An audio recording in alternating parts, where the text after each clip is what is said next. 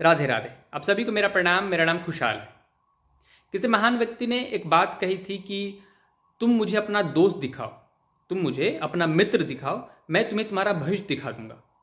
ऐसा इसलिए क्योंकि हम जिसके साथ ज़्यादा रहते हैं, हम जिससे ज़्यादा बातें करते हैं, जिससे ज़्यादा हमारा लगाव होता है या फिर जिससे ज़्यादा हम प्रेम करते हैं, हम कहीं ना कहीं उसी की तरह बनते चले जाते हैं। जैसे वो खाना खाता है, जैसे वो बातें करता है, जैसे वो उठता है, हम उसी की तरह बनते चले जाते हैं। उसी प्रकार लक्ष्य प्राप्त करने में भी हमें ये सोच समझकर चुनाव करना चाहिए कि हम किसके साथ ज़्यादा अपना समय बिताएं। क्योंकि अगर कोई इंसान आपका दोस्त है, कोई जो भी आपका जो को भी करीबी मित्र होगा, अगर वो अपने लाइफ में, जीवन में, अगर वो लक्ष्य के प्रति उतना डेडिकेटेड नहीं है, तो धीरे धीरे आपका भी है जो छूटता चला जाएगा, आप भी उतना डेडिकेटेड नहीं रह पाएंगे।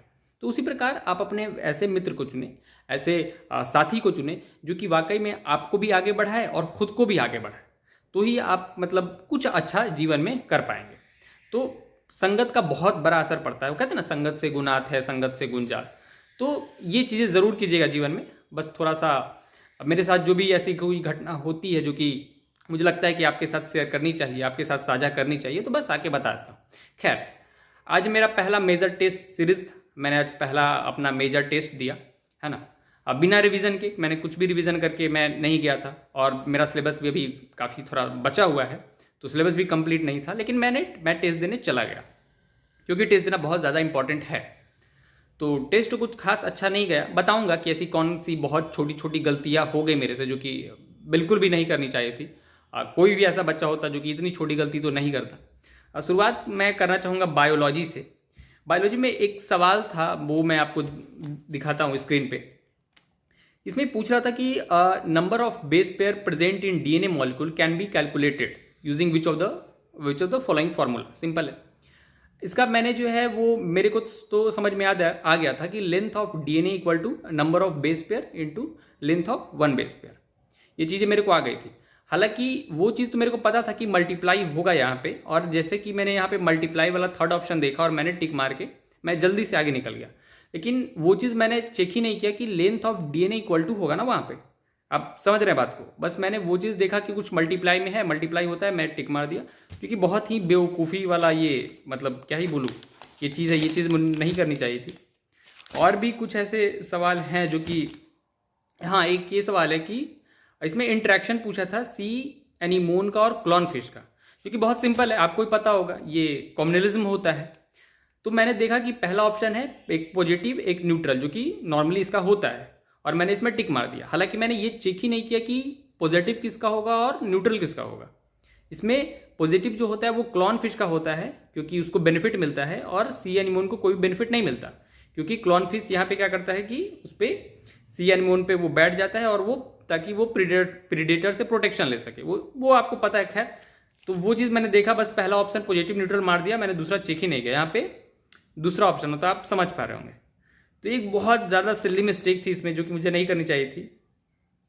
एक और सवाल था यहाँ पे 93 नंबर में। यहाँ पे मैंने देखा, मेरे को समझ में आ गया था कि बी और सी तो सही है, डी तो गलत है ना। वो चीज़ मेरे को समझ में आ गया था। लेकिन मैंने पहला ऑप्शन यहाँ पे मैंने देखा कि cell wall is a living. Cell wall तो भाई नॉन लिविंग होता है ना यहाँ पे। तो एक ये भी बहुत छोटा सा मिस्टेक था, वहाँ पे मैंने वो चेक ही नहीं किया, मतलब छूट गया या फिर क्या ही कह सकते हैं। तो ये एक बहुत छोटी गलती हो गई यहाँ पे। और भी बहुत छोटी छोटी मिस्टेक्स हुई हैं मेरे बायो में। और फिजिक्स तो थोड़ा ज़्यादा टफ आया था, उसमें मैं क्या ही बताऊँ। और केमिस्ट्री में भी बहुत सिली मिस्टेक हुआ है। केमिस्ट्री में एक ये सवाल था ना, इसमें यहाँ पे मैंने ये देखा ही नहीं कि इनकरेक्ट पूछा है यहाँ पे। आप यहाँ पे देख सकते हैं, मैंने बस देखा कि यार कौन सही है, टिक मार दिया, और मेरे को लगा कि अरे यार इसमें पूछ रहा था इनकरेक्ट और मैंने मार दिया करेक्ट। तो भाई इतने ड्रॉप के बाद ऐसी छोटी छोटी गलतियाँ करोगे तो फिर मुश्किल है। तो केमिस्ट्री का भी वही हाल है भाई, क्या ही बताऊँ। केमिस्ट्री में भी बहुत छोटी छोटी गलतियाँ, कहीं माइनस प्लस हो गया है, कहीं कुछ हो गया है, कहीं क्वेश्चन पढ़ने में प्रॉब्लम हो गई है। और फिजिक्स में भी एक ये सवाल था, इसमें इम्पल्स पूछा, impulse force into time change in momentum. अरे यार यहाँ पे चेंज इन मोमेंटम करना था ना, है ना। तो 2m भी होता ना यार यहाँ पे, -2 mv, और मैंने कर दिया mv, सीधे मास इनटू वेलोसिटी। तो बस वही है, बहुत छोटी छोटी मिस्टेक हो गई है और इसका ध्यान रखना पड़ेगा अगली बार से कि इतनी छोटी छोटी गलतियाँ तो कम से कम ये ना हो। हालांकि जो नॉलेज के बेसिस पे ना बने तो वो समझ में आता है, लेकिन इतनी अगर छोटी छोटी गलतियाँ होंगी तो मुश्किल है।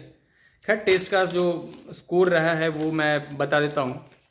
बायो में मेरा गया है लगभग 305। क्योंकि भाई बायोलॉजी में थोड़ा और अच्छा हो सकता था। केमिस्ट्री में गया है 108 है, 108 नंबर। और फिजिक्स बहुत बेकार गई है। फिजिक्स में पता नहीं क्या था नहीं था भाई, पैराग्राफ जैसा क्वेश्चन था, तो उसमें मार्क्स गए हैं 95। कैलकुलेट कर लो भाई क्या ही नंबर होगा, क्योंकि भाई बहुत छोटी, मेरा रिवीजन भी नहीं था, मेरा बिल्कुल रिवीजन भी नहीं था। बहुत सारे चैप्टर मेरा अभी पढ़े हुए भी नहीं है, मतलब अभी उसको रिवीजन में नहीं है, तो मैं थोड़ा भूल गया हूँ वो चीज़ को, तो उसको अभी देखना भी है। और सिलेबस भी अभी काफ़ी बाकी है, तो वो चीज़ भी है। तो अभी तो पहला था, देखते हैं, अभी तो और भी बहुत टेस्ट आना बाकी है, तो देखिए कि आगे और क्या बेहतर कर सकते हैं। लेकिन अभी भी बहुत मेहनत की ज़रूरत है, क्योंकि इतनी छोटी छोटी गलतियां भी हो रही हैं और फिर सिलेबस भी बाकी है, रिवीजन भी करना है, टेस्ट भी देना है, बहुत सारी चीज़ें हैं। और डिस्ट्रैक्शन वगैरह से भी बच के भी रहना है, क्योंकि 2 महीने हैं तो पूरा फोकस्ड होना पड़ेगा। और हेल्थ का भी ध्यान रखना पड़ेगा अच्छे से, क्योंकि हेल्थ भी मेरी उतनी सही नहीं रहती है। हेल्थ भी बहुत ज़्यादा, मतलब मेरे अप्स डाउन होते रहते हैं। अप्स क्या, डाउन ही रहते हैं हमेशा, वही मान लो भाई। तो वो चीज़ें हैं। खैर, तो यही सब रहा है और क्या ही बताओ। बाकी फिर देखते हैं अगला टेस्ट में कैसा होता है, कहाँ तक स्कोर कर पाता हूँ और कितना अच्छा कर पाता हूँ। कोशिश करूँगा कि जल्दी से सिलेबस कंप्लीट कर लूँ ताकि स्कोर को और बेहतर कर पाऊँ, क्योंकि सिलेबस जैसे कंप्लीट होगा तो ही स्कोर अच्छा आएगा। सिलेबस कंप्लीट नहीं हो पाएगा तो मुश्किल है।